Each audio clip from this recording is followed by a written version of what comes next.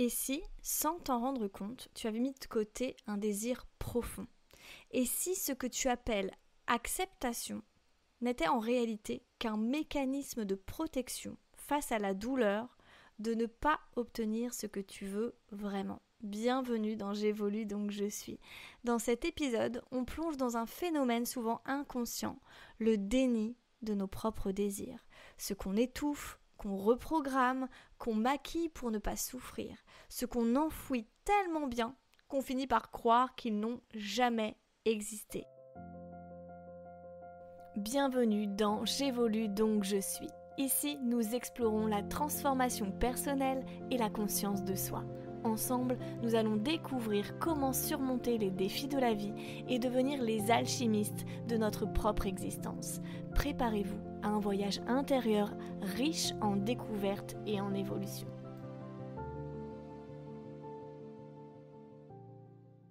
J'ai reçu il y a peu une patiente que j'accompagne depuis un certain temps. Elle avait vécu en fait plusieurs échecs en PMA avec son mari jusqu'au moment où ils ont tous les deux décidé d'arrêter. Ils ont donc choisi de se recentrer sur leur couple, sur les voyages, sur la légèreté de la vie à deux. Et donc elle était totalement d'accord, disait-elle. On a même fait un travail en séance de deuil de ce désir de maternité, en tout cas des émotions associées. Et puis un jour, elle revient en séance en me disant qu'elle se sent triste, mais sans raison. Tristesse floue, colère envers son conjoint, sensation de décalage. En creusant, elle me dit avoir repensé à un embryon qui leur reste. Et l'idée d'une nouvelle tentative a surgi. Mais au lieu d'être accueillie, cette pensée s'est heurtée à une série de réflexions de son mari dans le quotidien sur le bonheur de ne pas avoir d'enfant. Résultat, colère, tristesse, gorge nouée. En fait, elle s'était raconté une histoire pour survivre. Mais son corps, lui, n'a pas oublié ce désir de maternité.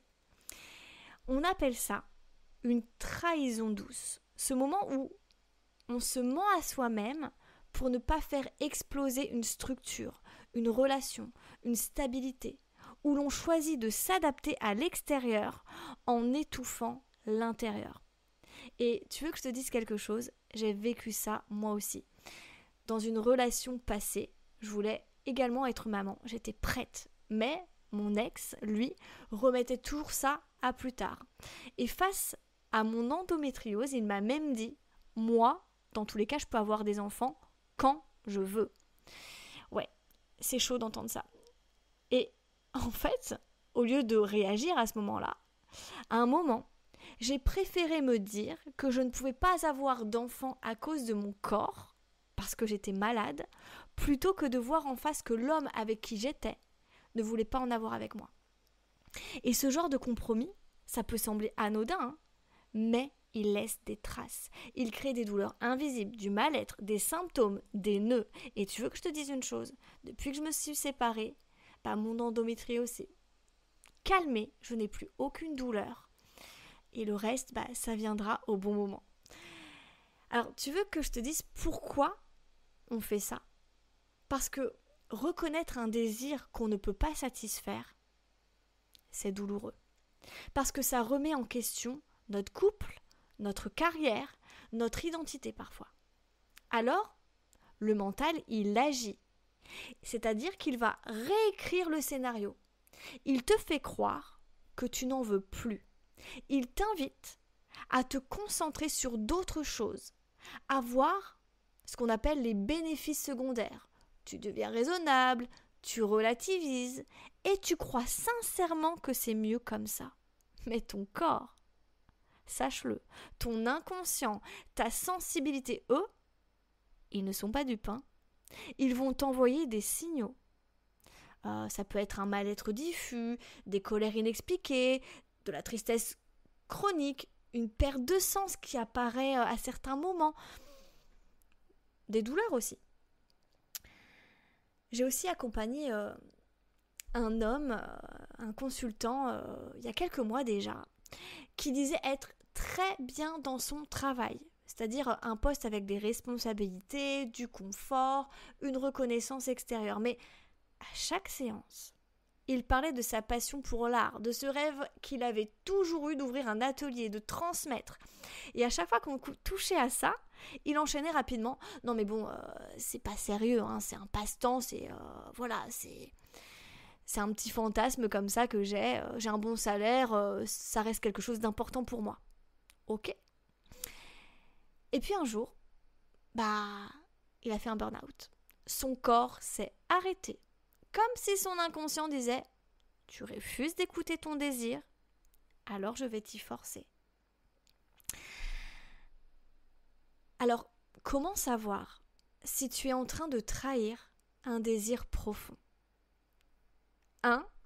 Quand tu dis que tout va bien, mais que ton corps dit le contraire. 2. Quand tu sens une colère envers quelqu'un, mais que tu ne comprends pas pourquoi. 3.